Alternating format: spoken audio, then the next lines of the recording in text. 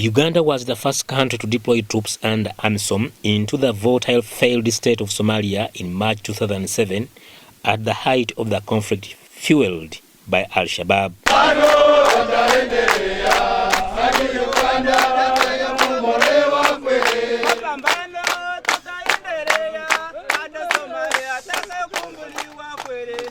This time round, the United Nations under Chapter 7 Chapter 8 did utilize regional mechanisms or sub-regions, and so requested the African Union. Actually, it is the African Union which felt it necessary to have a peacekeeping force in Somalia, and so the UN sanctioned it in 2006.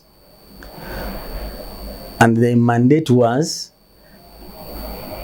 enable the transitional federal government of Somalia, which had been established in Kenya, take hold or take foot on the ground in Mogadishu. So the deployment of Ugabag 1, the first battle group under General Peter Irwelu, that time he was a colonel, was to secure the airport, all right, so that the government in exile could land in Mogadishu. To secure Villa Somalia, which was or is the seat of the president of the federal government. Fortunately, the Ethiopian forces that had been battling the Islamic forces were able to secure the airport for us, and we landed amidst fire. In 2007, UPDF first battle group under the command of then Colonel Peter Irwelu, currently Lieutenant General, held the Al-Shabaab fighters in the surprise attack at the shores of the Indian Ocean and took control of the Aden Abdullah International Airport. Actually, one of our flights that was delivering equipment was shot and it caught fire. Fortunately, we didn't lose anyone, but we lost the aircraft, we lost the equipment. Now,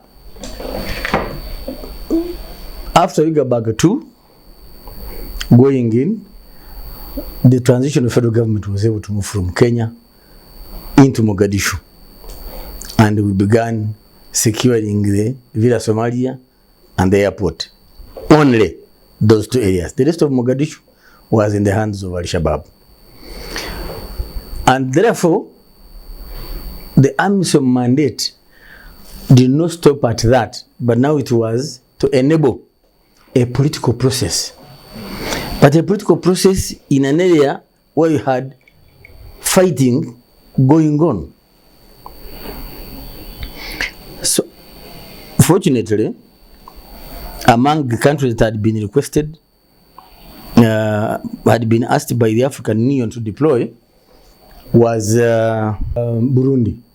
So Burundi, in November of that year, 2007, did deploy their first battle group, and hence enabled us now to occupy the strategic places that the government needed to operate. That said and had, Al-Shabaab remained still operating the most economically strategic place, Bakara Market. If you recall, Bakara Market is notorious for the death of American soldiers in 1993 when the FARID combatants killed those Americans. So the mandate was that enable government take route to facilitate the political process so that people of Somalia can begin determining how they want to be led and who should lead them. And over the years, as you may know, now we have had 6 elections in Somalia, albeit still colleges. People in the countryside elect their representatives who come to Mogadishu to elect the speaker, and the speaker chairs the parliament to elect the president. The surprise attack marked the beginning of UPDF and AMISOM liberating the capital city Mogadishu that had been under the control of the ragtag Al-Shabaab militias. First and foremost, I've told you, we landed in a hail of fire. By God's grace, we didn't lose troops on landing, but we were hit. And the second flight, which was bringing equipment, was hit and burnt. 2, our soldiers would clear rubbish. To me, use that. It's a better word than the one I wanted to use. We would sweep away rubbish to drink water. It's a mission that started with 0 shillings from outside. We used our own budget as UPDF, as Ministry of Defense, to finance that mission out of our Pan-Africanist ideology and our understanding that African problems must be solved by Africans themselves. So, first battle group 1, 2, 3, it was indeed hell on earth. No, Somalia was outside the East African community. It just joined the last year. Yes. But it was an African Union mission because we thought the people of Somalia had suffered long enough with the instability that they were experiencing. The starting point was the philosophy. What philosophy did we employ on landing in Mogadishu? It was, we are here to support you, evolve solutions for your problems. We are not the solution givers. That was the philosophy. So we honored the Somali people to be the ones to lead the way in how they wanted to solve their problem. Ours was a supportive role. The mistakes at times others make is to go with the solution. For us, we said, you are the solution, we are only here to support it. We're not overstretched, being that Somalia is a very huge country. Of course we were, but fortunately other countries began coming in. A decision was made, again at the UN, to allow neighbors to deploy. That's how Ethiopia now came back under the auspices of the African Union, Djibouti, and Kenya. So now the troop contributing countries rose to 5 from the 2 that were on the ground. And that's how Somalia was divided into sectors. Sector 1 under Uganda, Sector 2, and I think Djibouti. Sector 4, Sector 3 was under Ethiopia, Sector 4, Kenya, Sector 5, Burundi. The liberation of Mogadishu was a very tough war. Because fighting in the built-up areas, as you have pointed out, is a very difficult war. It is slow, it's painstaking, you are dealing with both direct fire and sniper fire. In fact, my first time to visit Mogadishu in 2009, at State House you could not walk upright because snipers were busy engaging the troops inside State House compound or Villa Somalia. But we had done training in Singo, in fighting in the built-up areas, number 1. Number 2, the commitment of our officers and men to execute a mission they had been assigned is a matter to celebrate home. The resilience the forces showed, and this should go to those who have been asking about the benefit. What are we gaining? If you ask that question to battle group 1, 2, 3, you'd be insulting them. Because these committed their lives, some lost them, at only the pay of hope for a better Africa.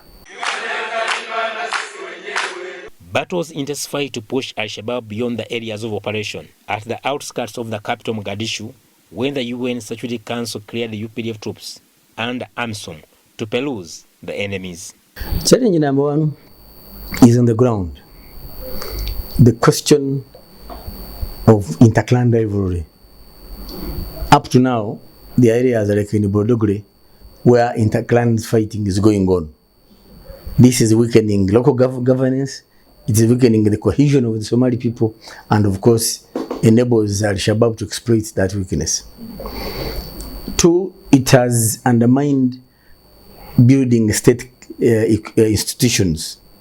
Because of these constant fightings and clan loyalties, the building of the national army and security forces is undermined, as people still want all allegiance to their clans. Three is the fact that the resources running the mission are foreign. They are neither Somali nor African Union resources. They come from well-wishers, European Union and others. So therefore, the mission is dependent on philanthropy, on goodwill, if I may use that word, not philanthropy, on the goodwill. So when the financial gets challenges back home, the finances go down. And I can tell you that's why you can see we are now talking of a drawdown, yet it's not based on the situation on the ground, but rather the financial availability. In the theater of operation to pacify Somalia from a failed state to a manageable state have been part of the AMISOM and African Transition Mission in Somalia. The drawdown undermines the gains by the African Union for mission, AMISOM, and now Artemis. However, like I've told you, the financiers did require that the mission must come to an end. However, after long consultations, after the request by the Somali government, the United Nations cleared a transition into another mission from Artemis to now what is going to be called the African Stabilization Mission in Somalia. According to what we got when we were in Mogadishu, it's going to be a stabilization mission, of course with lesser troop levels.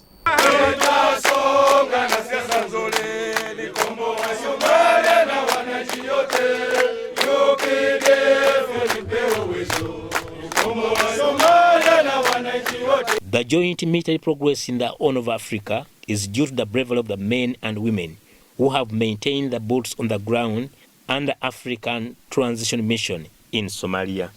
For starters, unit of purpose of the African nations, that African countries ought to face challenges on the continent square, head-on, but united. Two, AMISOM has provided the template for solutions to African conflicts. We believe that's the way to go. You don't go to keep peace which is not there. You go ready to create peace, which Uganda and the eventual others who joined us did eventually. Three, we must have our own resources as a continent. Depending on help from elsewhere, wholly has very many limitations, including disruption of a program that hitherto was actually promising. And then four, always encourage the country being supported to be in the lead in searching for peace. That the people in the conflict-prone country must be the ones urged to hunt for peace, to work for peace, and you, the rest, are playing a supportive role, not to be the solution givers. The next level was that the Ugandan contingent, given their sector, which is Sector 1, had now to determine which force to deploy where, or which areas we must deploy, given their operational advantage or disadvantage, their tactical importance to the entire mission. Those are the factors that determine whom you deploy where and when. 17 years since the first battle deployment in 2007, UPDF alongside other contributing forces from Burundi, Djibouti, Ethiopia and Kenya still in Somalia, protecting civilians in all liberated areas. The Somali National Army has been trained by the different allies. Uganda, Turkey, United States, United Arab Emirates. We have trained the Somali forces. We believe we have built capacity. Though not very sufficient, it, however, will stand the test of time. I mean, we shall tell with the time. As to whether they will be able to withstand, yes, they will. Like the base we handed over when we were in Mogadishu 3 weeks ago with the journalists, it was attacked and the commander was killed of that new base we handed over. But it was not taken. It was not overrun. So the fact that they were able to withstand the attack, though they lost the commander, is a testimony that they will be ready, they will be able to handle the situation after we have left. We had our lessons in that attack. The loss of those lives did not go in vain. Indeed, Al-Shabaab tried to do other attacks on the FOB, but they were given a good beating and they have respected that forward base now. Of course, when you knock your foot on a stone, you jump. Next time you can't knock your foot on the same stone, you have learnt your lesson. We learnt our lessons. In collaboration with Somali security forces, UPDF officers and men have sacrificed life and limbs in the recovery efforts of the crucial African Union-led mission. No, we can only talk of a threat to the gains so far made by AMISOM and our teams. However, as we do the drawdown, we build ourselves with the capacity to withstand any eventuality to the troops remaining on the ground. They have rebuilt the city, Mogadishu, plus other towns. The challenge they have is food, because as you know, they only have Lower Shabe as the agricultural area. So the troops certainly need support in terms of logistics, in terms of weapons and equipment. But for me, what I saw is that the country has hope. We can only support them to sustain that hope, so that the hope turns out to be fulfillment of the aspirations of the Somali people.